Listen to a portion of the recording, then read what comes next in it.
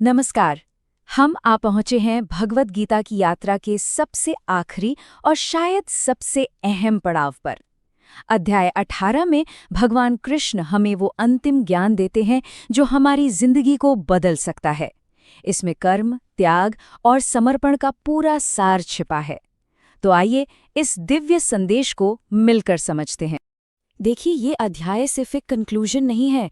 आप समझिए कि ये तो पूरी गीता के ज्ञान का निचोड़ है, उसका शिखर है।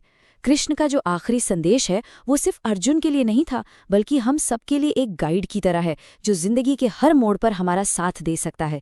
चलिए इस रहस्य से पर्दा उठाते हैं। सोचिए, कुरुक्षेत्र का वो मैदान। इतना सब कुछ सुनने और समझने के बाद भी अर्जुन के मन में एक आखिरी सवाल अभी भी बाकी था। वो सन्यास और त्याग के बीच का बारीक सा फर्क समझना चाहते थे। क्या सब कुछ छोड़ देना ही मोक्ष है, या फिर इसका कोई और मतलब है? यही सवाल इस अध्याय की नींव रखता है। अब देखिए, कृष्ण अर्जुन को बताते हैं कि इस पर तो बड़े बड़े ज्ञानियों के भी अलग अलग विचार हैं। कुछ का मानना है कि सन्यास का मतलब है अपनी इच्छाओं से होने वाले सारे काम पूरी तरह छोड़ देना। वहीं दूसरे ज्ञानी कहते हैं कि नहीं, सच्चा त्याग कर्मों को छोड़ना नहीं, बल्कि उन कर्मों के फल की इच्छा को छोड़ना है। ये एक बहुत ही जरूरी फर्क है। तो फिर सच्चा त्याग है क्या? अब भगवान कृष्ण अपना फाइनल वर्डिक्ट देते हैं, एक ऐसा जवाब जो अर्जुन के सारे डाउट्स को हमेशा के लिए खत्म कर देगा। आइए जानते हैं कि सच्चा त्याग असल में क्या है और असली त्यागी कौन है। कृष्ण यहाँ एक बहुत ही जरूरी बात बताते हैं। वो कहते हैं कि 3 काम ऐसे हैं जिन्हें कभी नहीं छोड़ना चाहिए: यज्ञ, दान और तप। ये कर्म इतने पावरफुल हैं कि ये बड़े बड़े ज्ञानियों को भी और शुद्ध कर देते हैं। हाँ, पर इसमें एक शर्त है।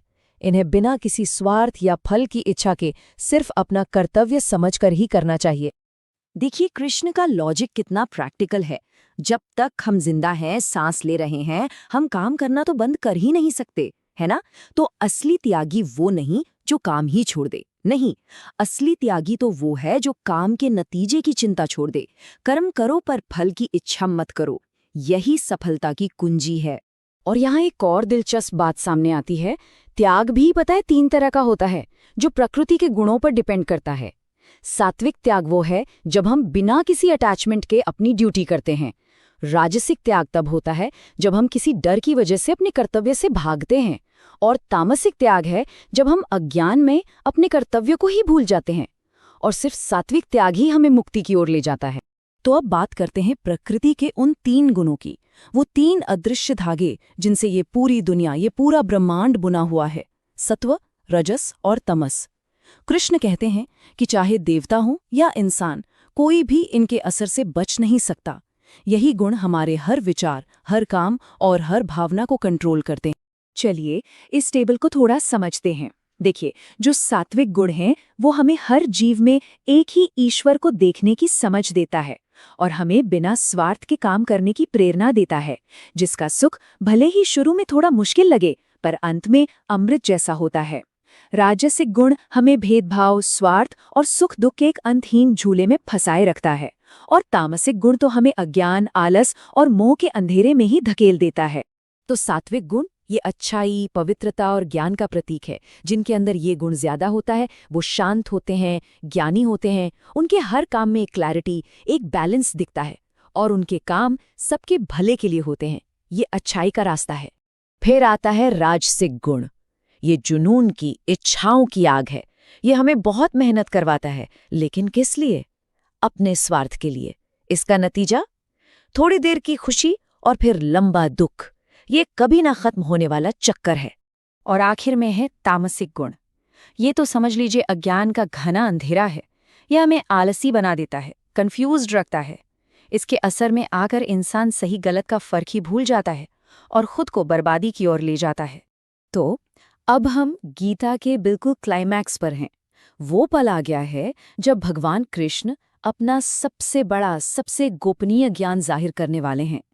सारे रास्ते बताने के बाद अब वो अपने प्रेम की वजह से अर्जुन को वो बात बताने जा रहे हैं जो सबसे सीक्रेट और सबसे पावरफुल है।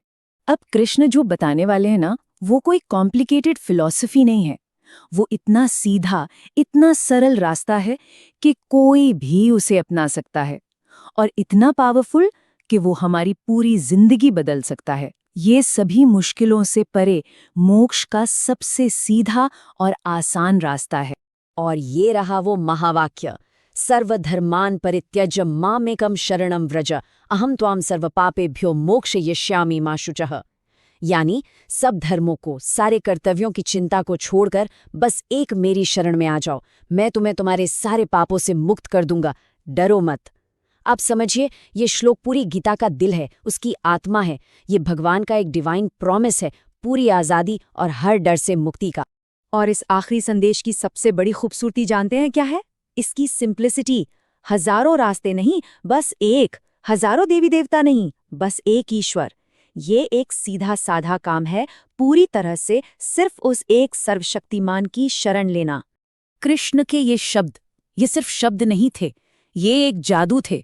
अर्जुन पर इनका ऐसा असर हुआ कि पल भर में उनका सारा कन्फ्यूजन, सारा भ्रम ऐसे गायब हो गया जैसे सुबह होते ही अंधेरा छट जाता है। उनका मोह टूट गया और उनके सारे शक मिट गए। और तब एक नए आत्मविश्वास से भरा हुआ अर्जुन कहता है, हे कृष्ण, मेरा मोह नष्ट हो गया है, मेरे सारे संदेह मिट गए हैं, मैं अब स्थिर हूं और आपकी आज्ञा का पालन करूंगा। ये सिर्फ हाँ में सिर हिलाना नहीं था, ये एक योद्धा का अपने कर्तव्य के लिए एक नया जन्म था। असल में गीता का पूरा संवाद, कृष्ण की सारी बातें, उनका मकसद ही यही था कि अर्जुन को इस एक पल तक लाया जा सके। एक ऐसा पल जहां ज्ञान सिर्फ दिमाग में न रहे बल्कि एक्शन में बदल जाए। ये वो पॉइंट है जहां सोचना और करना एक हो जाते हैं। ज्ञान और कर्म का यही तो पवित्र संगम है।